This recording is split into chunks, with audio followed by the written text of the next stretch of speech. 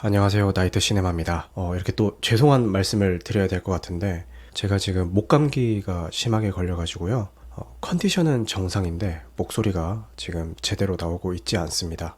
그래서 오늘 녹음을 길게 할 수 있는 목 컨디션 상황이 아닌 것 같아서 핵심적인 영화 리뷰만 빠르게 하고 녹음을 종료를 해야 될 것 같습니다. 12월 말에는 연말이라서 바쁘다고 제대로 라이브도 진행하지 못하고 녹음본만 올리다가 새해 첫 녹음 시점이 되었는데 제대로 여러분들을 찾아뵙지 못하고 이렇게 짧은 형식으로나마 찾아뵙게 된 거에 대해서 상당히 죄송스럽게 생각이 들고요. 이 새해 첫 시작은 좀 희망적이고 밝은 이야기로 했으면 좋겠는데 제가 아프다는 이야기로 시작을 하면서 죄송하다는 생각을 하고 있습니다. 이 방송을 들으시는 분들은 감기 조심하세요. 지금 제 주변도 그렇고 대유행입니다. 대유행이니까요. 감기 조심하시고요.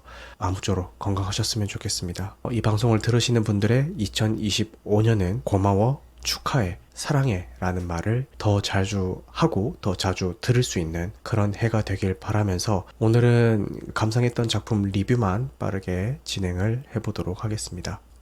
오늘 진행할 리뷰는 오징어 게임 시즌2와 11호 분열의 시대 이 두 작품이고요. 먼저 오징어 게임 시즌2 이야기부터 시작을 해보겠습니다. 오징어 게임 시즌2는 전작의 폭발적인 성공에 힘입어서 전 세계적으로 큰 기대를 받고 공개가 되었습니다. 이번 시즌은 전작의 장점은 유지하면서도 새로운 시도를 통해 작품의 깊이를 더하려고 시도한 것처럼 보이는데 시청자들 사이에서는 엇갈린 반응이 지금 보이고 있습니다. 저는 꽤 흥미롭게 감상한 입장이지만 불호의 의견을 들어봐도 그럴만 하겠다 싶기는 하더라고요. 그래서 지금부터 스포일러를 포함해서 어떤 불호의 의견들에 공감이 된 건지, 그럼에도 불구하고 왜 저는 볼만 했는지에 대해서 설명을 해보도록 하겠습니다. 먼저 아쉬운 점부터 말씀드리도록 하겠습니다. 가장 많은 분들이 말씀하시는 문제점은 개연성입니다. 특히 7화에서 X를 선택한 참가자들이 성기훈의 말에 쉽게 설득이 되어서 목숨을 거는 그 반란에 동참하는 전개가 이해하기 어렵다라는 의견들이 많더라고요. O를 누른 사람은 돈을 더 벌고 싶어 하는 사람들이고 X를 누른 사람들은 집에 가고 싶어 하는 사람들인데 성기훈이 어떤 근거로 사람들을 설득했는지가 불분명하다라는 지적이 있어요. 이 게임을 이제 그만두고 집에 가고 싶어서 X를 선택한 사람들이 목숨을 걸고 반란을 일으킨다는 게 납득이 안 된다라는 이야기인 거죠. 저는 이 부분에서 다른 유튜버가 이야기한 게 공감이 좀 가던데, 차라리 성기훈이 우승해도 456억을 주최 측에서 안 준다, 이건 다 뻥이다, 게임한다고 데려와 놓고서는 다 죽이고 있는데 돈 준다라는 약속을 지킬 것 같냐라는 이 논리로 선동을 했다면은 좀 더 납득이 되었을 것 같다라는 생각도 들고 있습니다. 근데 솔직히 말씀드리면은 저는 이야기가 반란으로 흘러가는 게 오히려 좋았거든요. 그러니까 왜 좋았는지는 뒤에서 설명을 해드리겠는데, 어쨌든 이게 개연성이 좀 납득이 안 된다라는 의견도 공감은 가지만 저는 반란으로 이야기가 흘러가는 게 좀 좋았다. 요거를 뒤에서 좀 더 설명드리도록 하겠습니다. 아무튼 볼 때는 그냥 드디어 반란이 시작이 되는구나, 가자! 라고 이제 응원하는 마음으로 보느라 별 생각을 못 했는데, 보고 나서 저 부분에 대한 아쉬운 소리를 듣고 나니까 그러고 보니까 그렇긴 하네 라는 생각이 들긴 하더라고요. 그리고 호화 캐스팅에 비해서 일부 배우들의 역할이 제한적이었다라는 지적도 있습니다. 이진욱 배우는 카메라에 계속 잡아주더니 7화에서 허무하게 죽어버려서 이럴 거면 대체 왜 나온 거야 라는 이야기가 있더라고요. 근데 이진욱 배우에 대해서 제 뇌피셜을 좀 돌려서 변호를 해보자면은, 이진욱 배우가 연기하는 경석은 그 캐릭터 자체가 중요한 인물이다라기보다는 노을이의 각성제 역할이었을 거라고 생각이 들어요. 노을이는 북한에 딸을 두고 탈북한 인물입니다. 병든 딸을 홀로 키우고 있는 경석을 사전에 알고 있었던 오징어 게임의 병정이기도 하죠. 그래서 게임 탈락자들을 고의로 간신히 숨만 붙어 있을 정도로 만들어 놓고 몰래 장기 매매를 일삼고 있는 병정들과 마찰이 있는 인물이기도 하고요. 이런 내부 갈등과 경석의 죽음으로 인해서 노을이 각성 후 폭발하게 되고 반란을 시도하다가 궁지에 몰린 기훈을 시즌3에서 도와주게 되지 않을까라는 그런 추측이 듭니다. 그리고 여기서 좀 더 나간 뇌피셜 추측을 해보자면은, 노을은 결국 살아남아서 섬을 나가게 되고 홀로 남겨진 경석의 딸을 키우게 되지 않을까라는 그런 상상도 한번 해봅니다. 개인적으로 아쉬웠던 캐릭터는 김시은 배우가 연기하는 영미였는데요. 컬링할 때 영미 그 영미 아니고요. 그 비석치기 할 때 영미 하면 나올 줄 알았는데 안 나오더라고요. 어쨌든 많은 사람들이 SNL에 나온 지예은 씨로 오해하시던데 아닙니다. 김시은 배우입니다. 저도 리뷰했었던 다음 소이나 너와 나에서 인상 깊은 모습을 보여준 배우였기 때문에 여기서도 뭔가 한 건 해주겠지 기대를 했는데 비중이 그렇게 크진 않아서 개인적으로는 좀 아쉬웠던 것 같아요. 요거는 좋았던 점에서 언급을 할 생각이 있었는데 배우 이야기가 나온 김에 이야기를 해보자면은 지금 국내 온라인으로는 탑이 연기한 타노스에 대해서 반감을 가지고 계시더라고요. 이 타노스라는 캐릭터에 대한 반감과 타노스를 연기한 탑에 대한 반감이 뒤섞여 있는 것 같아요. 그래서 반감을 가지시는 분들의 입장도 충분히 이해는 하지만 저는 나쁘지는 않았습니다. 저는 오히려 잘했다라는 생각이 들고요. 이 타노스라는 캐릭터가 굉장히 과하잖아요. 누가 해도 쉽지 않았을 것 같은 그런 역할인데 잘 해줬다라는 생각이 들었습니다. 아예 이 타노스 캐릭터의 설정 자체가 굳이 필요했냐, 애초에 너무 과한 것부터가 문제 아니냐라고 반문을 제기할 수도 있을 것 같은데 오징어 게임에 모인 사람들은 평범한 상황에 놓인 사람들이 아니잖아요. 이런 사람들이 모이다 보면은 한 명쯤 있어도 이상하지 않을 캐릭터라는 생각이 들고요. 만약에 여기에서 반감이 든다면은 뭔가 논리적인 문제라기보다는 감정의 영역이라서 굳이 제가 그래도 좋아하세요 라고 이렇게 이야기할 수는 없을 것 같다라는 생각이 듭니다. 이 탑 배우의 개인사에 대한 것도 마찬가지입니다. 이 탑 하나만 타겟해가지고 욕을 하기에는 연예계에는 이미 수많은 유사 사례들이 존재를 하고 있어요. 음주운전 이력이 있는 배우가 운전하는 장면 찍는 거랑 마찬가지라고 생각을 하고 싶습니다. 제가 일전에 감독이나 배우의 개인사로 인해서 그 작품도 욕을 먹어야 되는가에 대해서 이야기한 적이 있는데 이거는 감정의 영역이라고 생각을 하기 때문에 욕을 해도 욕을 하지 않아도 그럴 수 있다라고 생각을 했는데 그걸 어떻게 욕을 하지 않을 수가 있냐, 혹은 그걸 어떻게 욕할 수가 있냐, 이렇게 서로 공격만 안 했으면 좋겠다는 생각입니다. 저는 타노스라는 그 캐릭터도, 그 캐릭터를 연기한 탑 배우도 잘했다고 생각을 하지만 안 좋게 생각하시는 분들도 그럴 수 있다 이렇게 생각이 듭니다. 그리고 이정재 배우가 성기훈을 연기하는 톤이 시즌 1과 시즌 2가 달라서 좀 이질감이 든다라는 이야기를 많이 하시던데 저는 오히려 다르게 연기하는 게 맞지 않나라는 생각이 들어요. 이 시즌 1에서의 성기훈은 엄청난 일에서 홀로 살아남은 인물입니다. 그리고 시즌 2까지 이어지면서 시스템을 무너뜨리고 싶다라는 그 생각에 칼을 갈던 인물이죠. 물론 그 칼을 갈았다라고 해서 그게 치밀했다라는 이야기는 아니고 어쨌든 감정적으로는 그 칼을 간 그런 인물입니다. 근데 시즌 1과 똑같은 캐릭터와 똑같은 연기 톤으로 연기를 한다? 저는 오히려 그게 더 이상하지 않나라는 그런 생각이 들어요. 그리고 위하준 배우랑 오달수 배우가 용병들과 함께 나오는 장면들은 통으로 좀 늘어지는 느낌이 있더라고요. 오달수 배우의 뒷배경을 위한 빌드업인 것 같은데 시즌2에서는 아무것도 밝혀지지 않은 상태로 끝나버리니 그냥 통으로 불필요하게 느껴진 것 같습니다. 물론 시즌3에서 뭔가 있겠죠. 그러면은 하나의 이야기를 뚝 끊어놓고 시즌2, 3 말장난하지 말고 한 번에 다 공개를 하거나 매주 한두 개 회차를 공개하거나 그랬어야 되지 않냐라는 생각도 드네요. 저는 이런 공개 방식이 제일 큰 불만인데 시즌2나 3나 사실은 하나의 이야기인 거잖아요. 근데 그거를 중간에 뚝 끊어놓고 시즌2, 3라고 이렇게 시간차를 두고 공개하는 거는 저는 말장난이라는 생각이 들고요. 누차 말씀드렸던 것처럼 시즌 나누는 건 좋은데 시즌마다의 기승전결은 있어야 된다라고 저는 생각을 합니다. 근데 디즈니 플러스에서 서비스했던 카지노나 넷플릭스에서 서비스했던 더 글로리, 그리고 이번 오징어 게임 시즌2처럼 하나의 이야기를 중간 기승 끊어버리고 전결 끊어버려서 공개를 한다? 이거 시청자 입장에서는 상당히 당황스럽더라고요. 그리고 시즌3까지의 분량의 기승전결을 염두에 두고 회차별 내용이 구성이 됐을 텐데 시청자들은 시즌2가 7화니까 7개의 회차 안에서 기승전결을 염두에 두고 볼 거잖아요. 그러니까 당연히 내용이 늘어진다라는 느낌을 받을 수밖에 없을 것 같습니다. 그리고 저나 제 방송을 들으시는 분들은 어느 정도 영화나 드라마에 대한 관심도가 있는 분들이잖아요. 그런데 정말 보통의 관심도를 가진 그런 주변 분들이랑 이야기를 해보면은 그래서 이번 주에 8화 나오는 거야? 이렇게 물어본다니까요.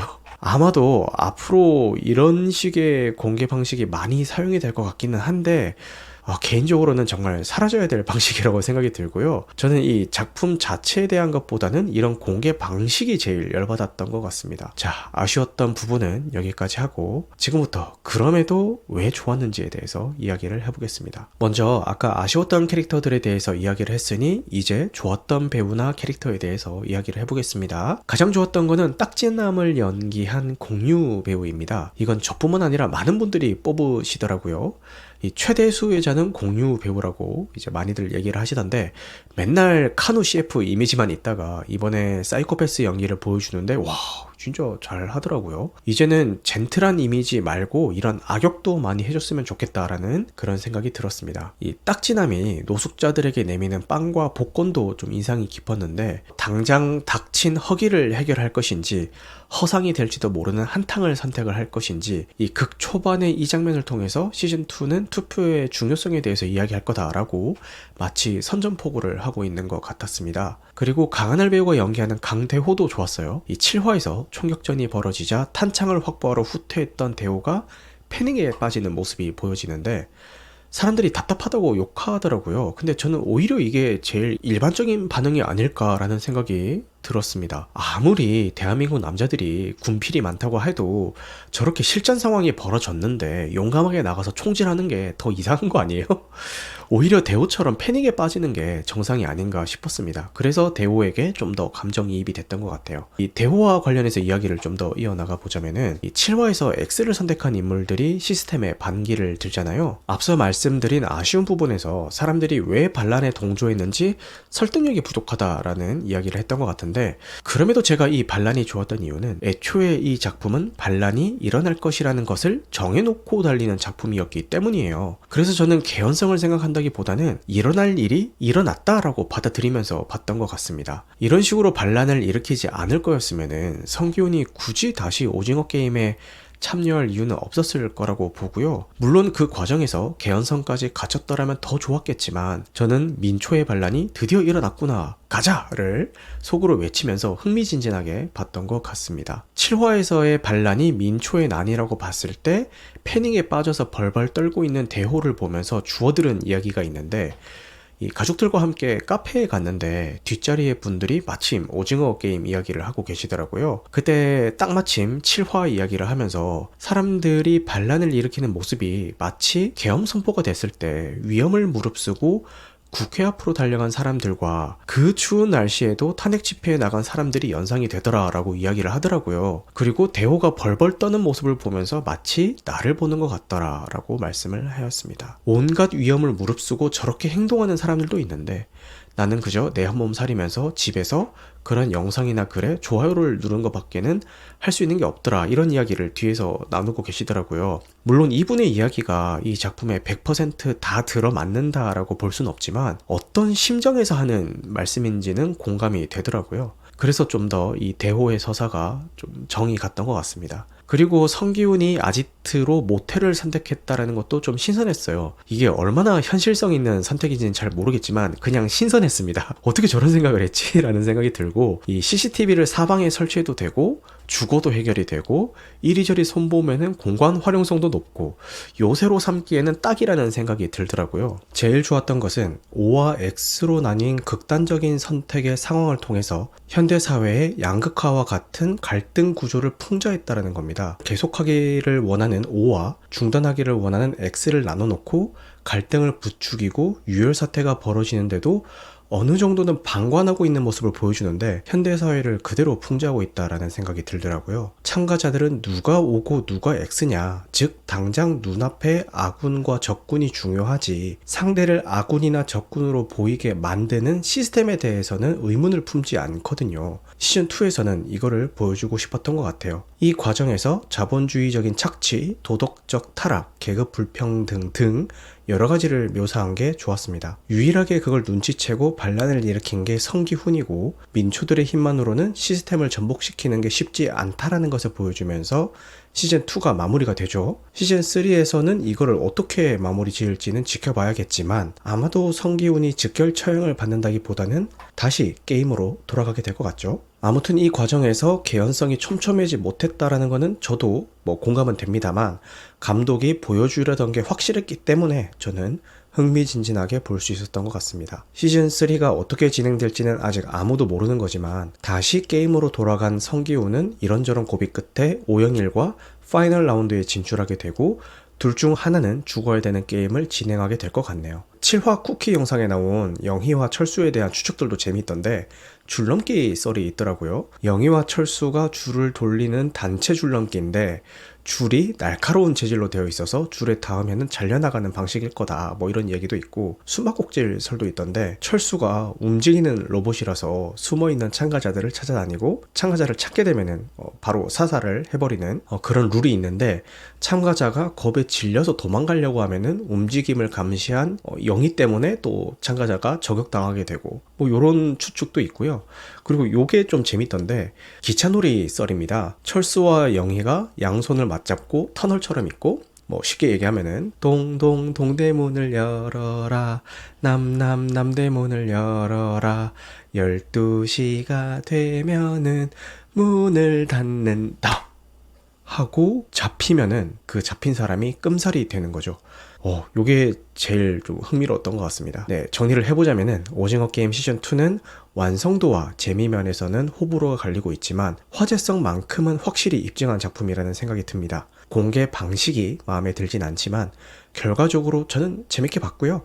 민초의 반란이 실패로 끝난 시즌2에 이어서 시즌3에서는 어떤 내용들이 펼쳐질지 기대하며 2025년 6월을 기다려보도록 하겠습니다. 자, 오징어 게임 시즌2 이야기는 여기까지 하고요. 이제 11호 분열의 시대에 대한 이야기를 해보도록 하겠습니다. A24의 첫 블록버스터 영화 11호 분열의 시대를 감상을 했습니다. 원제는 그냥 11호니까 분열의 시대라는 부제는 국내에 들어오면서 마케팅 목적으로 생긴 것 같은데 이 부제가 생긴 게 장단점이 있는 것 같아요. 이 극단적으로 분열된 미국에서 발생한 내전을 배경으로 하는 작품이기도 하고 국내 상황과 맞물리는 지점이 있어서 영 뜬금없는 부제가 아니기도 하거든요. 그래서 국내 마케팅적으로는 도움이 될 것 같긴 한데 한편으로는 이 영화는 내전과 분열에 포커스가 되어 있다기보다는 그 내전과 분열을 카메라에 담는 종군 기자들의 저널리즘에 대한 이야기입니다. 근데 부제가 저렇게 붙어버리면은 이 영화를 보기 위해 극장을 찾는 관객들의 기대 포인트가 좀 달라질 것 같아서 이 장단점이 있는 그런 부제라는 생각이 듭니다. 먼저 대략적인 스토리를 말씀을 드리자면은 미국에서 대통령의 장기 독재와 극단적인 정책으로 인해서 내전이 발생을 합니다. 연방 정부군과 서부군으로 불리는 반란군 사이에서의 전투가 격화되면서 국가가 둘로 나뉘게 됩니다. 베테랑 종군 기자 리와 동료 기자인 조엘, 다리가 불편한 고령의 기자 샘이 리를 동경하는 기자지망생 제시는 14개월 동안 침묵해온 대통령의 마지막 인터뷰를 따내기 위해 위험을 무릅쓰고 워싱턴 DC로 향하게 됩니다. 그 여정에서 내전의 참혹한 현실을 목격하고 전쟁의 참혹함과 인간성의 상실을 직접